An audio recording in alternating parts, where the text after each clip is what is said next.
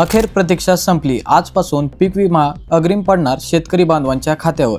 मागील 3 ते 4 महिन्यांपासून पीक विमा अग्रिम म्हणजेच क्रॉप इन्शुरन्स हे क्रॉप इन्शुरन्स मिळण्याची प्रतीक्षा करीत असलेल्या सर्व शेतकरी बांधवांच्या खात्यावर 9 एप्रिल पासून ही रक्कम जमा होण्यास सुरुवात झालेली आहे। शेतकऱ्यांना 335.90 कोटी रुपयांची अग्रिम मंजूर झालेली आहे। अखेर शासनाने हा हप्ता मंजूर केल्याने ती अदा करण्याचा मार्ग मोकळा झालेला आहे।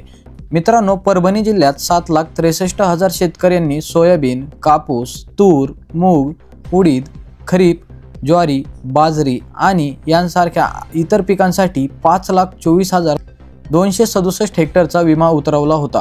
सोयाबीन, कापूस व तूर या पिकांसाठी विमा मंजूर झाला होता आणि यात 7,14,161 शेतकऱ्यांनी या पिकांसाठी नोंद केली आहे।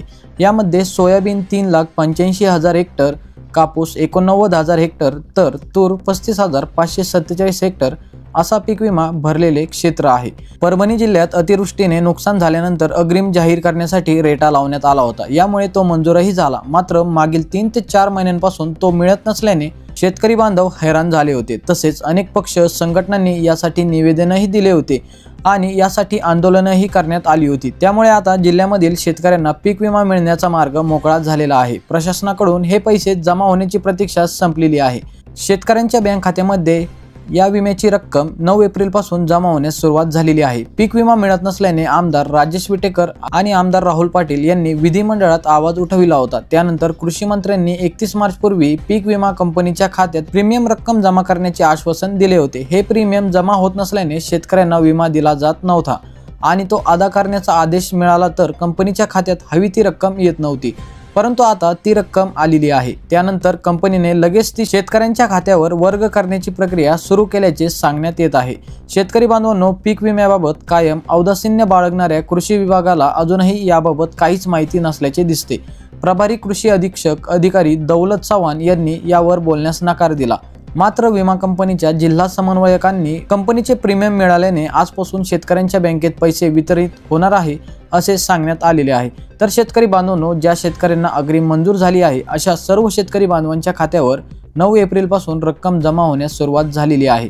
यात सोयाबीन उत्पादकांना 268.59 कोटी रुपये तर कापूस उत्पादकांना 53 कोटी आणि तूर उत्पादकांसाठी 14.14 कोटी रुपये मंजूर झालेले आहेत।